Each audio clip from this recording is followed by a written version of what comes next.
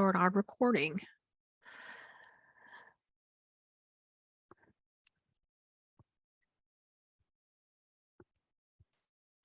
Okay, so this afternoon, I am Debbie Gary with Louisiana Department of Education Child and Adult Food Program, and I also have Jody Lohr with me.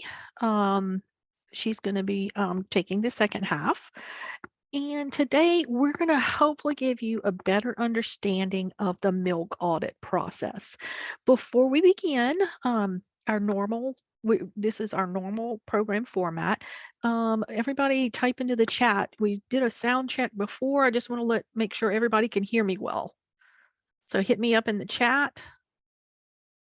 Yes, yes, yes. Okay, very good. Okay, so let's get started. What we're going to be going over today is understanding serving milk, understanding what you need to do, why you're doing it, how much you need to be serving, and how you can record it so where you get credit for this. We're going to be going over today the USDA milk tip sheet, and this is something that they just updated. We're going to click and go live. Bear with me here. So this was just put out from USDA. They just updated it in January of 2023. So this is what we're going to be starting, and this is what we're going to be reviewing. So fluid milk is a required component for reimbursable meals in child nutrition programs. Okay, this educational handout, it applies to several different programs. It applies to the school lunch program, the school breakfast program, and it definitely applies to us, the child and adult care food program.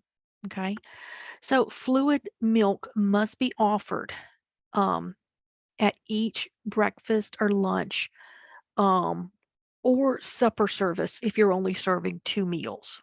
Okay. So program operators have the option to serve the fluid milk at 2 of the components. Okay. You may also serve it as a snack, but you must, for child and adult care food program providers, you must serve it at breakfast and at lunch. So what is fluid milk? Okay. This refers to pasteurized skim milk, okay, which is fat-free, low-fat milk, which is 1%. Okay. I'm going to skip over this next word, like 2% milk. Okay, that is for different programs. Whole milk, you can even lactose-free milk, lactose-reduced fat milk, cultured milk also qualifies, buttermilk and things like that, as long as it's been treated. Okay. Raw milk is not allowed. Okay, everything has to be past USDA and FDA inspection. And it's got to be pasteurized. And we're going to also talk about today's milk substitutes. Okay, and milk substitutes must be nutritionally equivalent to milk and provide specific levels of calcium and protein and all of your vitamins and minerals in there. Okay, so here is the types of milk that is allowed by program. Okay, from 12 to 23 months. Okay, whole milk. Okay, that is unflavored whole milk. We know from birth to 12 months that they need to be on breast milk or formula. Okay, but from 12 to 23 months, for their brain development, they do need to be on whole milk. And then 2 to 5-year-olds. Okay, so for your 2 to 5-year-olds, they need to be on unflavored, low fat, which is 1%, or skim milk. Okay, sometimes we're still going to centers, and lo and behold, it never fails. The day that we're there, their milk guy, or they'll come in and we'll see 2% milk. Okay, 2% is allowed in some programs, but not in the child and adult care food program. Okay, because 2% is not considered low fat milk. So low fat milk is considered 1% or skim milk. And then for your 6, because we do have summer programs beginning, we do have adult daycares, we also have after school programs and at-risk programs. So 6 to 12, 6 to adult or K through 12, okay? Unflavored 1% or skim milk. This is where your flavored milks come in, okay? This is 1% or fat-free flavored milks are allowed in the child and adult care food program for ages 6 years and older. Okay, that might be an option as long as you have 6-year-olds to get some flavored milk, as long as it's skim or 1%. That is your decision, but it is only allowed for 6 and over. Okay, I tell centers all the time that if you do have some 6 and older ones and they eat with the other children, one way to start uh, some drama at your center is allow the 6-year-olds to have some type of flavored milk, because boy, those little ones are noticing everything and they will see it. So that is up to you. So again, 6 years and older, okay? The transition, okay? You are allowed a transition period for infants and preschoolers, okay? Iron fortified formula may be served to children between 12 months and 13 months to help the transition into whole milk. Okay, that's something that you might want to do. You might want to talk to your parents, mix it half and half. And that can be allowed at that transition. Okay, unflavored whole milk and reduced fat, which is 2% milk, may be served to children between the ages of 24 and 25 months to help with the transition to fat-free or skim milk. Okay. Again, if this is something you choose to do at your center, just be aware that you'll need to keep documentation that is only for the transition period from 24 to 25 months to help the 2-year-olds go from whole milk to skim milk. This is in the summer food service program, okay? And I do want to point out that this is where the 2% does come in. It is allowed in the summer food service program, but that is no one on this call today. We don't have anyone in the summer food service program, so please do not get confused because all of you guys are CACFP providers. So you do have to serve 1% or a skim milk. Minimum milk requirements by age, okay? And it's broken out by program. This is a great handout right here. And you guys are going to have access to this handout and this presentation, just like normally on our Fit Kids website, and we'll send out the link whenever we have that. So you guys are going to be able to print this up, post these in your kitchens, and you're going to be able to listen to this program, listen to the webinar today on the recording, and you'll have access to all of these handouts. So CACFP, again, 1 to 2 years old, the minimum requirement is 4 ounces of milk. Okay, we get this all the time. Well, they drink more than 4 ounces. Great, serve them more than 4 ounces. That is the absolute minimum requirement. You are allowed to go over minimum serving sizes. However, you just can't go under them. Okay. So for meals only in CACFP, for 3 to 5-year-olds, the minimum serving size is 6 ounces. Okay. For snack, okay, in the CACFP, okay, your minimum serving size, if you're serving milk, is 4 ounces for snack. Okay. And then for 6 and older, it's 8 fluid ounces. And none of those have been changed. So this is the serving sizes that are on your menu worksheets. These are the serving sizes that are entered into KidCare. None of these things are new right here. All of these serving sizes have stayed the same. So this shouldn't be anything new to you, just a good refresher. Again, just some tips to remember. Fluid milk must be offered at each meal in CACFP. That is breakfast and lunch. Okay.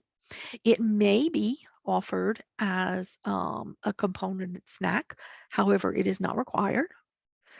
And at lunch and at dinner, fluid milk must, again, if you're an at risk after school, or if you're open longer times, fluid milk must be offered as a beverage if you're serving lunch and supper. Okay. Adult participants, fluid milk is optional at supper for you because you are serving breakfast and lunch. Okay. Um, and also 6 ounces or 3/4 cup of yogurt can be served in place of 8 ounces of milk once a day. Okay. But yogurt is not served as a meat alternate in the same meal. Okay.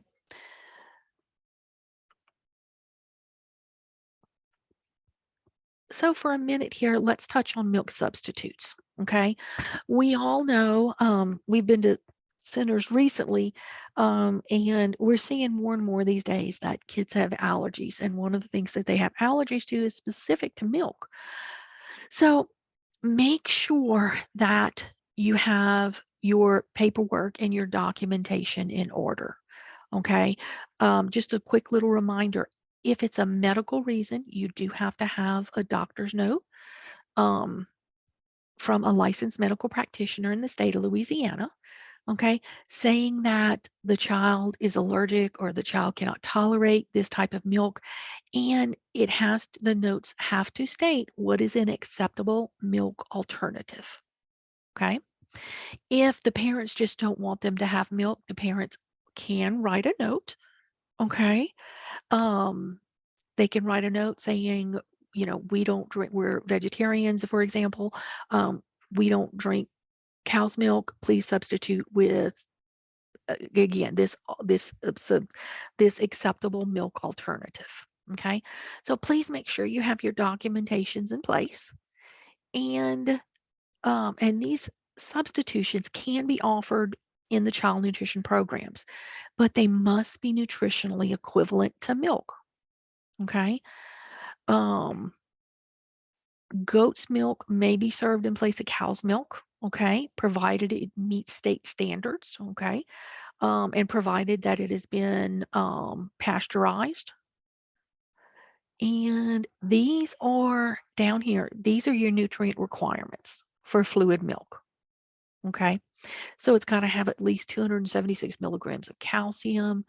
It's got to have at least 8 grams of protein per 8-ounce serving. Um, it's got to be um, contain at least these minimum amounts and required vitamins and minerals in here. So again, this is a great chart. It does list and it goes through all of your milk substitutions, and what you need to make sure that they're equivalent for. Okay, so not all milk is created equal. Um, some drinks are made with nuts or rice or coconuts. Um, some of them contain little or no protein. Okay. So if your non-berry beverages are not nutritionally equivalent to cow's milk, um, then they're not acceptable in the child nutrition program. Okay. So, and we're going to help you out with this. Um,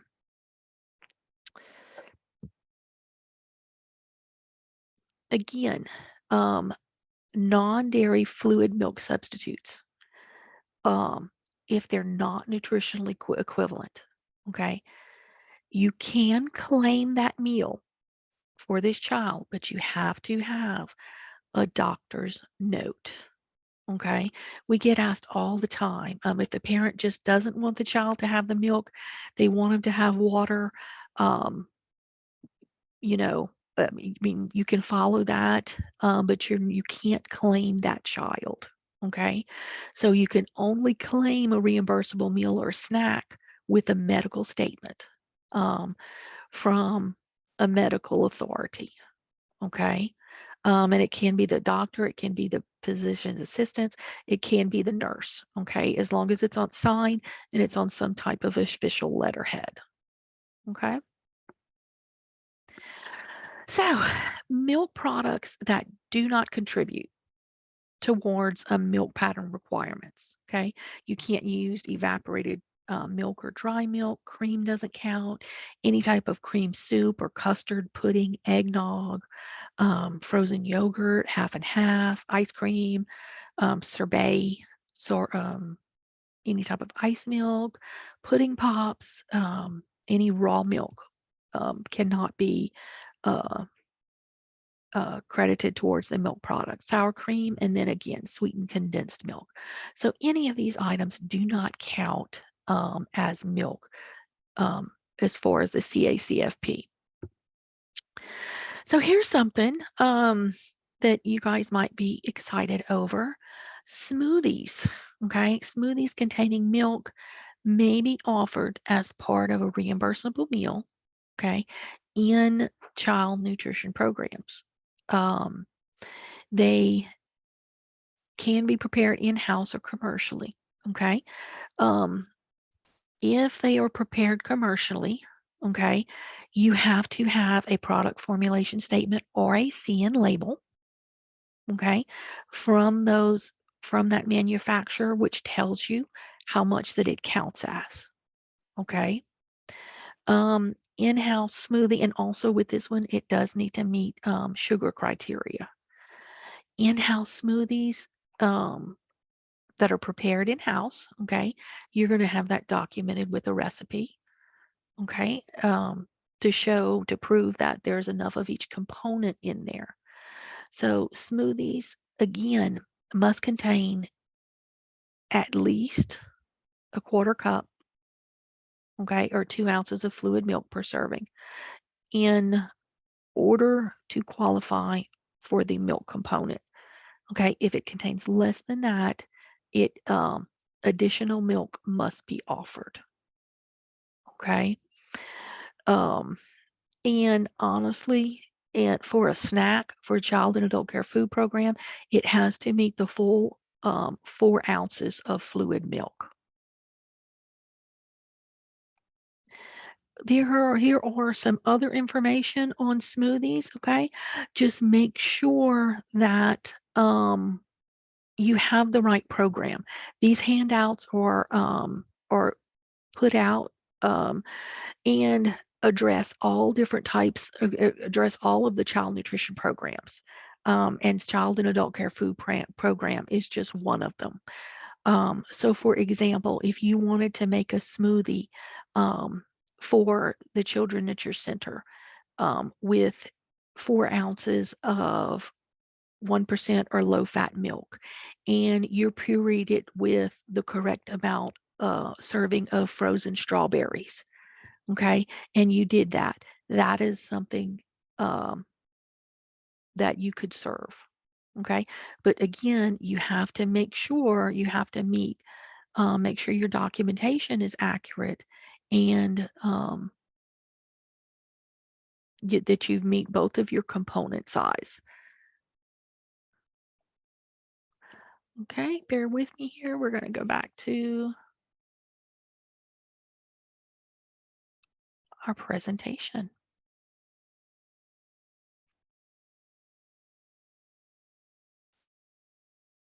Okay, this is something that we wanted you guys to be aware of. And our friends in Delaware, the Delaware Department of Education, has created this wonderful guide that you get to type in. You can click on this QR code or on this link right down here, and we'll show you how this works. This is where you're going to go to the delaware.gov site. You'll click on USDA Milk Substitute Calculator.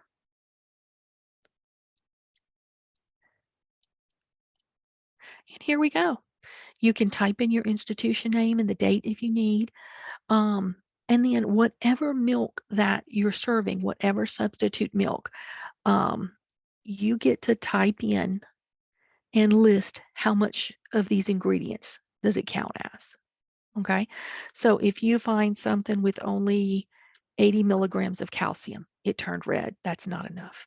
So if your substitute milk has 8 grams of protein and you type in 8 here, okay, it is a quick little guide. When you type in your ingredients and your amounts from the food guide, from the food label on your individual substitute milk that you're serving, it does turn red or green, and it'll tell you if it is nutritionally equivalent to cow's milk. So again, feel free to use this as a quick little tool.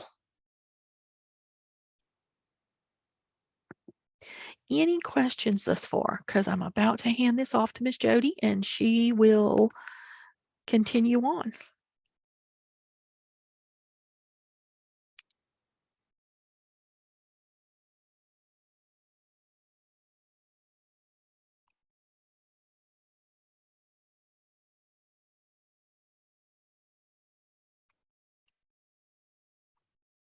Hey, Here you go. Debbie, sorry, got a little glitch there, but I'm back. So I wanted to show you guys what what we look at when we come in as state staff. So let me get back to hold on. For some reason, it's not clicking for me, Debbie. Can you pull me back? Try it one more time. Oh, okay, I got it. Or that was you. Okay, so this is what we look at when we go into your site. So I know everybody's scared of the milk audit. It's one of the easiest ways, or I've seen a lot of centers fail on milk. So we tell everybody, please be careful. The milk lobby is very strong. And how do we come about our calculations when we're deciding whether or not you guys served enough milk? So when I go in, this is what my review instrument looks like. So what I do and what all state staff does when they're doing your review is we'll take your menu worksheets and we're going to type in every day how many 1 to 2 year olds you have, how many 3 to 5 year olds for each meal. And then we're going to say how many gallons or half pints that you've served for that day. So we do this for every day, every meal that you've served milk. And our worksheet tallies up the total number of ounces that you were supposed to serve based on your attendance and what you claimed, and then how many you're supposed to serve. And then what we do is we will look at your receipts and double check to make sure that you have actually purchased enough milk to cover. So did you serve enough on your menu worksheets? And then just because you told us that you served enough, did you actually buy enough? So, sometimes we'll see people that just copy and paste the same thing over and over again. And we want to make sure that you actually did have enough on hand to serve what you're telling us that you serve. So whenever you purchase milk, make sure to keep those receipts in a file, because we do check your receipts and your menu worksheets. And so this is how our review tool calculates whether or not you are over or under on your milk. So here, this center passed their milk audit and they served 7 gallons more of milk than they needed to for that test month. I did want to point out that we have a little tool right here. This is why we tell you guys, if you like to serve if you want to make sure your milk is done correctly, serve half pints and give every participant a half pint. Because if you do that, we don't have to go on our purposes, we don't have to go day by day to check your milk, because it's going to end up that you're serving more than what's required. So we will check your receipts on that to make sure that you've purchased enough to account for the number of meals that you said that you served. But serving half pints is a very good way to make sure that you pass your milk audit. But also another tip that a lot of my coworkers will say is buy the bigger cups. If you don't have the storage for the half pints in your refrigerator, get bigger cups and make sure to tell your teachers to serve more. I mean, I know if you have a 6-ounce cup, you're not going to fill it to the top because the kids are going to spill it. And I've seen teachers over and over again just fill a little bit up so that they don't spill, and I'll come back. But it's so easy to end up with a milk shortage when your teachers are doing that. So give them a bigger cup. It's just a simple way to ensure that they're serving more, and encourage seconds, because if you fail your milk audit, you have to pay your entire month back. And it could have just been several, $100 in milk that you were short, and you're paying back, $1,000 or more. So we definitely want to make sure that you're serving enough. So this is what it looks like for us when we come in to do your audit. But if you guys want to check, then we have our food buying guide worksheet, which is here. So I put the link here if you wanted to take a picture of that QR code with your phone, or the link will be active on the slides whenever we send those out on the Fit Kids website. But this right here is our food buying guide worksheet, and the worksheet will actually check all of the components for you if you use the food buying guide, but it has a milk tool on there, which I'd like to show you if you want to check. All you do is you put how many kids are in attendance. So if it's breakfast, lunch, or supper, you use the column on the left, the yellow columns on the left, and you enter how many 1 to 2-year-olds, how many 3 to 5, 6 to 12, or if you have any if you're an adult care center, you use your adults column right there.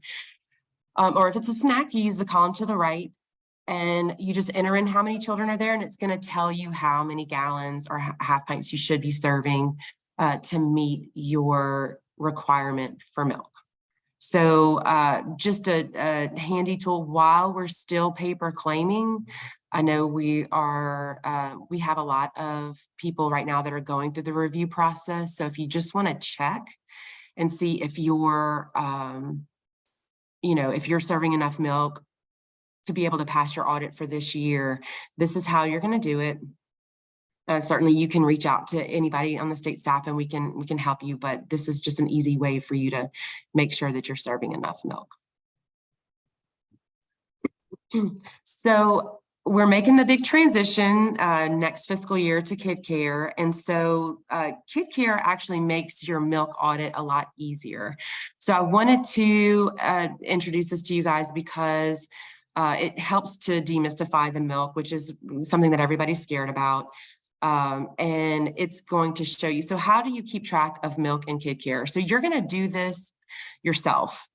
When you first start out, for your milk audit to work, you need to add a starting inventory into KidCare. And then every time you go to the grocery store and get milk, or you have milk delivered, you're going to enter those receipts as you purchase milk. And so this is what it looks like on KidCare to enter a milk receipt. And I've seen some people do the itemized entry. We want you to do quick entry on your receipts. I'm just a tip with KidCare. It's going to save you a lot of time. Make sure to do the quick entry, because otherwise you're entering item by item, and that's not really, we don't require that as a state. So on the quick entry, you can set up your vendors here. So if you have Borden or whomever you use, Klein Peter, whatever the vendor is for you, or Walmart, just enter the vendor, and then however many gallons of milk you get, you will enter those quantities in every time you purchase milk. So if it's half pints, you're going to select the down arrow and enter half pints instead. But you need to do this every time you purchase milk. And you're going to be entering in your receipts anyway for your disbursement journal. So we just want you to go ahead and make sure, if you have milk on that receipt, to enter it in under the quick entry as milk, because that's going to count towards your milk audit. So the other piece to the milk audit in KidCare is that you're going to, just like your menu worksheets now on paper, you're going to enter in how much milk you've served for each meal or snack that you're serving milk. So there's a little, you're going to enter your menus. And if you haven't played with KidCare yet, this is what it's going to look like every time you this is what your menu worksheets look like. So there's an actual quantity served button there. You're going to click on that and enter in the actual quantity served of milk. So you can put in how much of your skim milk, your whole milk, and your substitute milk. And the neat thing about KidCare is that it's going to add up all the different types of milk for you, and it will tell you exactly which milk you're short in. So if a child is tagged as having a milk allergy, it's going to add that to your substitute milk audit. So another good thing about KidCare is that if you're off on milk, it's going to tell you right away. When you enter in that menu worksheet, how much, so like I said, if you haven't seen KidCare, this is what it looks like whenever you are entering in how much you've served for the day. So it's going to take your attendance and tell you how much is actually required. So here for milk, this day, it was requiring 6.75 cups for the amount of children that we had. There was only 3 3 to 5 year olds and 3 6 to 12 year olds. And I'm sorry, 1 2 year old and 1 1 year old. So if we put in that we only serve 0.19 gallons of milk, it's going to highlight red. And that's telling me I didn't serve enough milk. So you have the option, if you do your menu worksheets at the time of meal service, to go back and serve more and then enter an additional quantity there of milk that you have served, or you just won't claim that meal for not meeting the required components there. But it does warn you on all of the components here that you haven't served enough. And if you don't catch it right, then it will give you other warnings on your menu calendar. So this is what that looks like. So in KidCare, there is a menu calendar, and it will tell you here on Tuesday the 4th, your lunch, we had some errors here. Your menu's incomplete and your quantities are insufficient. So these are all edit checks that KidCare gives you that won't allow you to, well, it makes it very difficult to make a mistake here.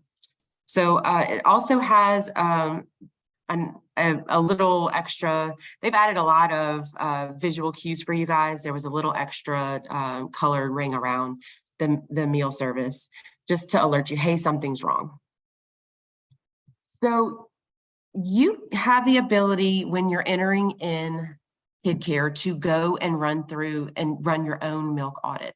So after you've entered in all of your menu worksheets and all of your receipts, you can run their milk audit. And this is what it looks like.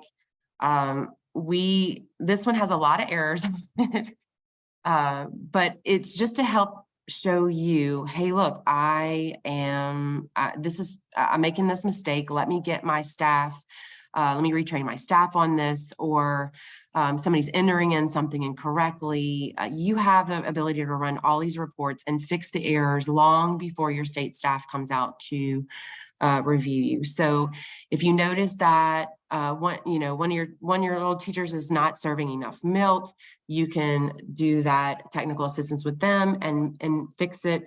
And it tells you, excuse me, which type of milk you are short. So you can see at the top, the whole milk, the skim milk, and the substitute milk. It does all of that for you. And when you go to make your claim, it's going to not allow you to claim meals that you have errors on. So I love this tool. I know that a lot of you guys are nervous about the milk, and rightfully so, because we harp on it so much, but it really does make it very difficult for you to make a mistake. And if you do make the mistake, it shows you where it is so you can fix it moving forward. So I want to talk a little bit about the KidCare training and support, because we are moving to that. And so I know many of you on here aren't on KidCare yet. We have about 20% of our centers, or maybe like 22% of our centers now, that are claiming through KidCare. But if you are not, we want to get you trained, because it's going to be mandatory October 1st. So when you do your next application series, you're going to have to choose KidCare because we're moving all of our data collection to that platform. So how do you get trained in KidCare to be able to do the milk audit and your menu analysis there? There's two ways to do this. You can either do self-guided trainings. So they have the KidCare expert, you get to choose which type of user you are, whether you're a sponsor where you oversee lots of different centers, or you just have one single location, or let's say you are a location and you have a sponsor. You get to choose what type of center you are and then go through the trainings yourself. So you can do it on your own time, but if you're like me and you need somebody to hold your hand through it, you can do their guide trainings. Now, these are, not everybody's going to get a spot. It's first come, first serve on these spots. So I highly recommend that if you want a guided training, that you don't wait until it's September, or, I would get on it sooner rather than later, because each person that KidCare has, they have a limit to how many they can guide through. And so you want to be on the front end of that to make sure that you get it. But so what they do is they give you tasks, and you get to go at your own pace, and they're little snippets. And I've done this, it's how I learned the platform. You go through and you take the little training. It's like a 2-minute video, 2 to 5 minutes. Sometimes they're 30 seconds. They're really short. And then you mark it as done. Sometimes they'll give you homework, and you can complete that in your KidCare account. And if you have questions, you can shoot them an email and they help you out. I saw Jordan's on the call. If you guys have been doing the KidCare trainings, she's been great. And, the KidCare staff is super helpful, and they will get back with you on how to fix your specific problem. And there's about 40 of these little snippets. And once you get through, you get a certificate saying that you've completed all your tasks and you are good to go. So you have a choice between doing it yourself, or if you want somebody to help, then you can do it this way. And to get to these trainings, you're going to go to the link right there, the KidCare.com, the Louisiana training page, and you can sign up. If you scroll at the bottom, you can sign up your center to be able to do the guided trainings if you want, or you can just click on the videos yourself if you don't want to do the guided training and get started that way.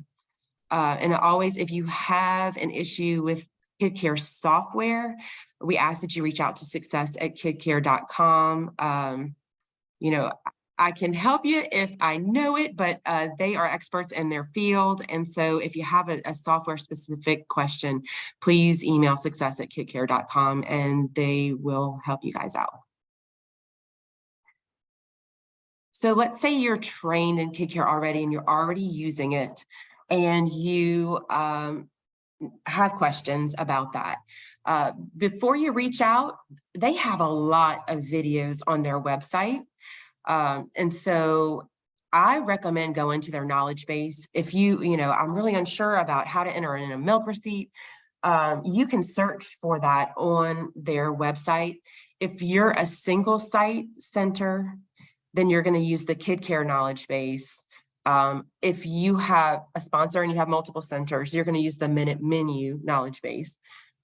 Excuse me, but they have any kind of pretty much everything about their software. They have a training video or an article to be able to show you. So I highly suggest going there first. You can get your answer right away. And if you are still confused after you look at their knowledge base material, then you can reach out to success@kidcare.com. But we're trying not to overload them on too many questions. So if you can find it yourself, then definitely check that out first. But you have that here.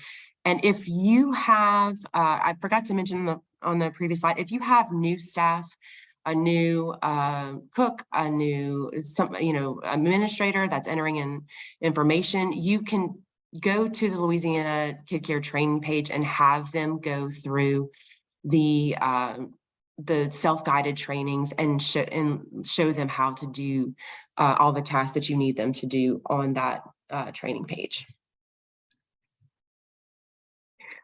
So we have some tools for you guys when you make the transition over to make sure that you are doing everything that you need to be doing to meet your state and federal requirements for CACFP. So we used to have the 16 file folder method, and we had those handy labels that you could check off to make sure that you had everything you needed in your monthly folder. This is the replacement for your 16 file folder method. So we have a checklist for you. If you have a single site and it's just one site, this is your checklist. We have it on our website, on our new CMP website. And this link or this QR code will take you to that checklist if you want to print it out. So you just have to follow that. And if you can check off all of those for your monthly to-do list, then you're good to go to submit your claim. You have everything that you need for your state or federal staff for an audit. And then we have the yearly to-do list on there just because those are other requirements that you'll have to do. But this is your new 16 file folder method. And we have the same, if you have more than one center or your sponsor that sponsor centers, this is your checklist. So there are going to be different duties for the site level and the sponsor level. This will outline that for you.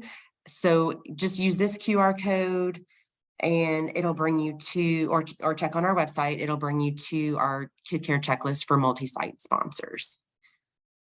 I do want to point out before we get to that we do have now, our very first KidCare users weren't able to do this, but if you're one of the first adoptees, you can submit your claim with just a few clicks of a button. It's so easy. And the instructions are on those checklists. So you can generate a file in KidCare, and then when you log into our site, our CMP site, you just upload that file and that is your claim. You don't have to type in everything that you were typing in before. It's super easy.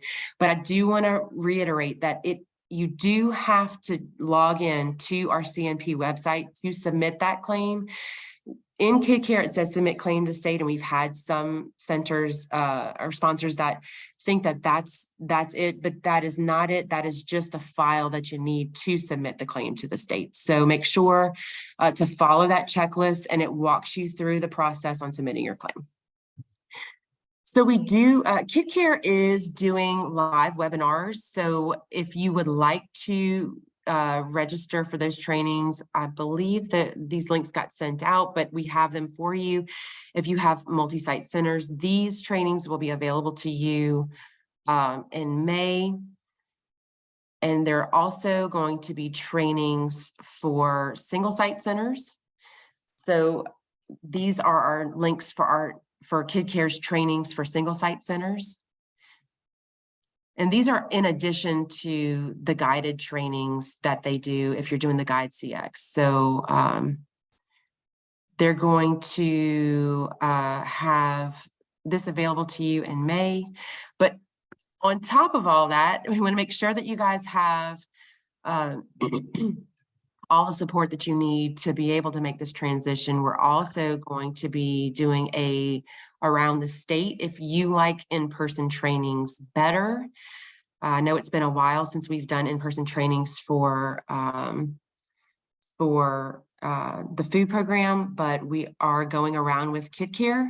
So you can bring your questions, bring your documentation, and we'll have state staff and KidCare representatives there to help you.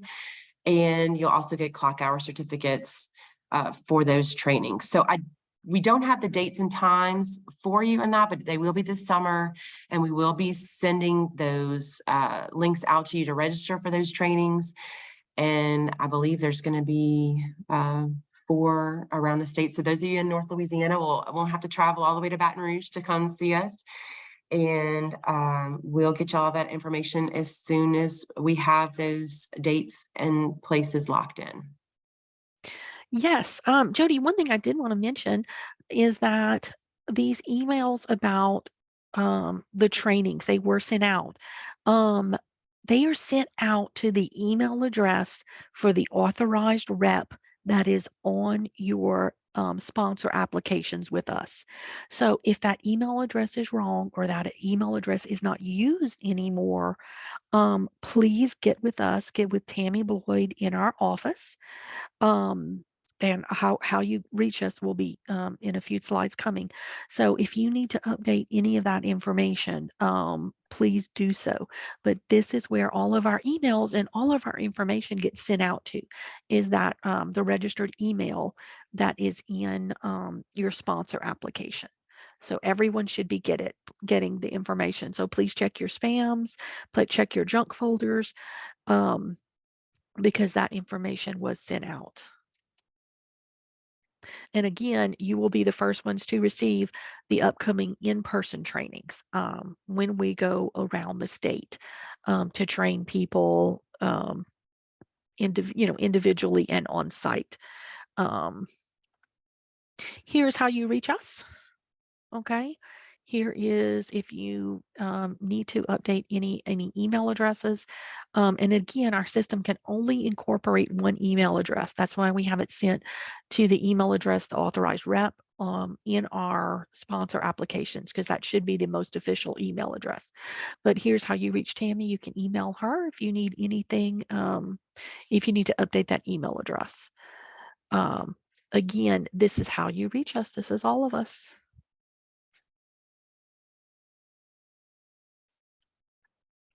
I'll go ahead and leave that up. Do we have any questions thus far? We do have a few questions that were entered into the chat that we will be addressing. So if anyone else has any questions at this time, please use your chat and type those in, and we will start answering questions. Okay, Miss Jody. Miss Valerie is wanting to know, in the KidCare training mode, will the information entered for the trainings automatically be imported to the actual KidCare we will be using for claims, or do they have to re-enter all of that information again? Okay, wait, I'm sorry. Could you repeat that? Okay, I think in this question she's asking that if they work, they won't. Let me just point out, I think I can answer this, that you guys will not be working in a test account. You will be working in your actual accounts. And I believe everyone has a login, has a sign in and password for KidCare.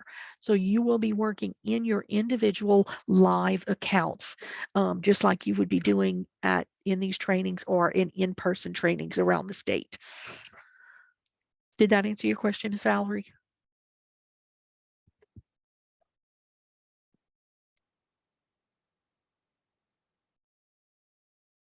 Okay, let me make sure. Are there any other questions through this?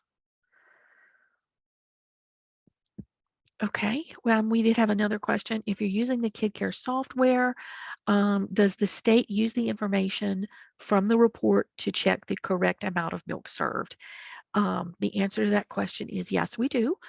Just like we would use the paper forms when we're there for an audit, we're going to use that KidCare milk audit report to make sure that you've served enough milk, and that would let you pass your audit. We don't, however, check this on a monthly basis. So every month when you submit a claim, we're not going into KidCare and looking to see. That's y'all's job, and that's why all of those warn and error messages are so effective in KidCare. So even before you submit your claims, this is one of the best ways to protect you guys. So before you even submit your claim, and as you're entering in, if you miss, if there's an error, it warns you before that even gets to us. So where that can be corrected almost immediately. And if I could add, we do have Sure. on that checklist for you to check your claim error report. So it will tell you all of your errors before you submit. If you follow that checklist, it's going to be very difficult to make an error on your claim. Okay. One other question is, what is the tab in KidCare to add the milk receipts?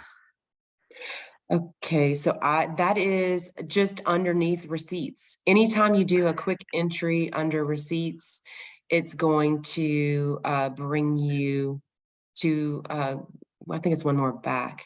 One more back.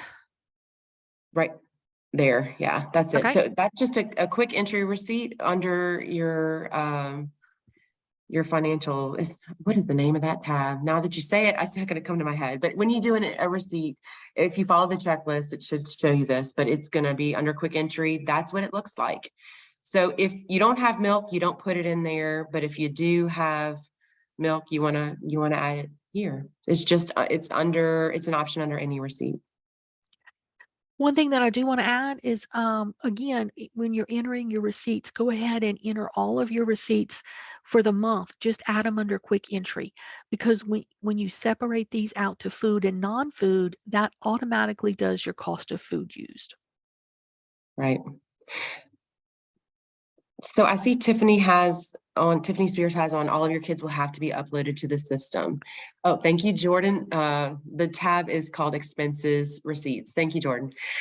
So you do have to upload all of your kids to the system. And if you are doing if you already have a platform like ProCare or Brightwheel, they have a way to help you with that. So success@kidcare.com, they can help you get the information from your system. If you don't have a large center and you want to add them all yourself, you can do that too. So you don't have to upload them all. If you have a lot of kids, it's certainly easier than having to do it all manually, but you do have that option. So Randy says, if we add the milk to the quick entry, do we then add the milk when we submit the rest of the receipt? So it gives you, yeah. So when you do the receipt entry, it has a way to itemize like how much is food, how much is non-food. And if you have milk, you just add it there. So when you go through the trainings, it'll make more sense to you. I just wanted to highlight here that if you're entering in a receipt, to make sure to put your milk in there if there's milk on the receipt.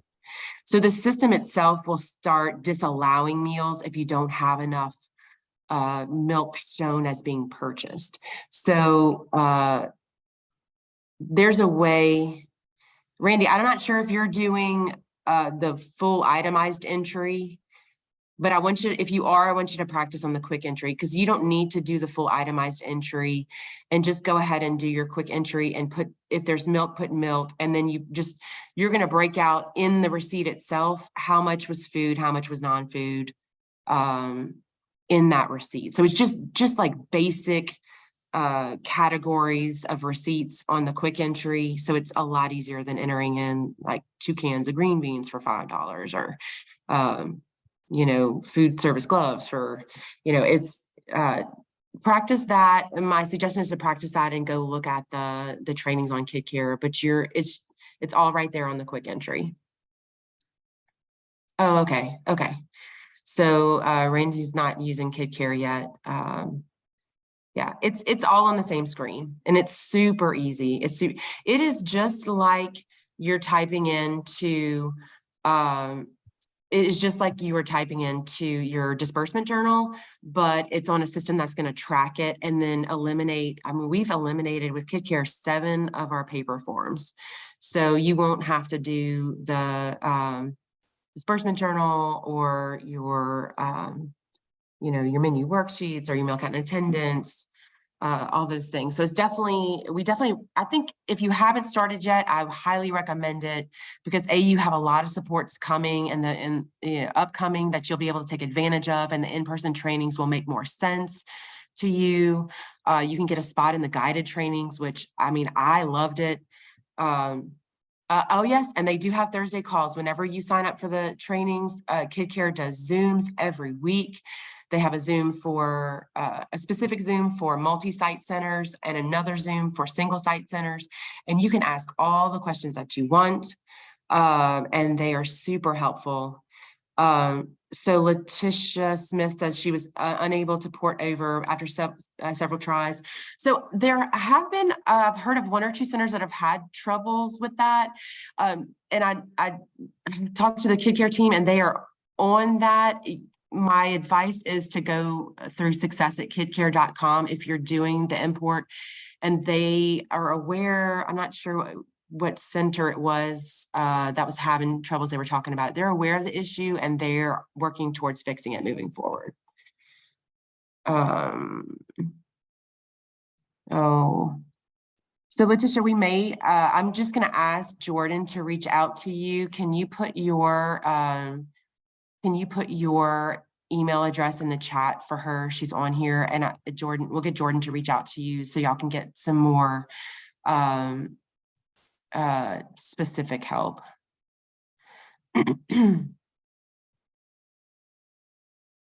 Okay, so Jennifer's got a question about her claim error report showing insufficient quantity served for milk, but the menu worksheet doesn't show a shortage.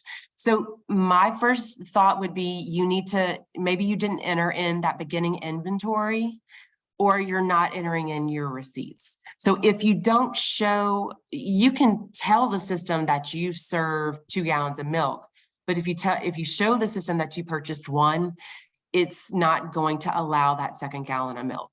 So check your starting inventory and make sure that you enter in your receipts and that you're not entering in on your menu worksheets that you have served more than your receipts actually back up.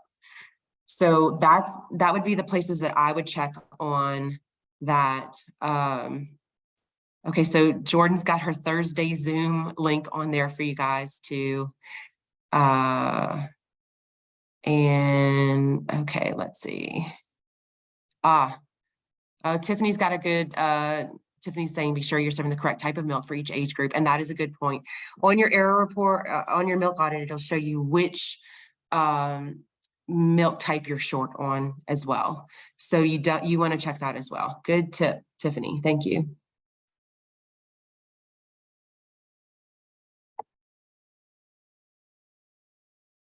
Any more questions? Oh, okay, let's see. Let's see. Randy, you should be able to scroll up on the comments here. Okay, Mandy, I'm a multi-site center. Do my directors go on the training for the single site or multi-site? I would highly suggest that you do Guide CX. So what I would do is go to the training page and put your name in there and tell them how many sites you're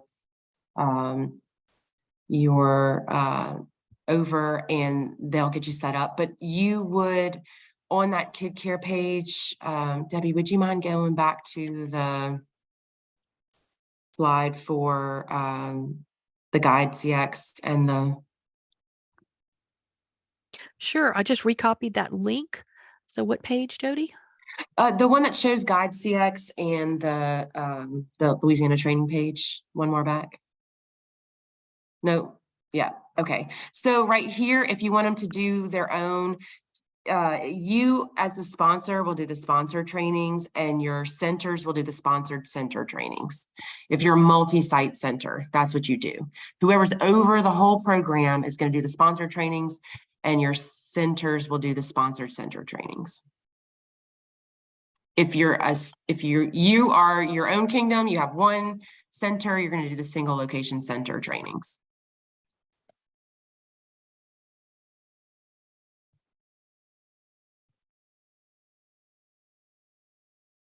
Okay, we got 1 minute. Any other questions?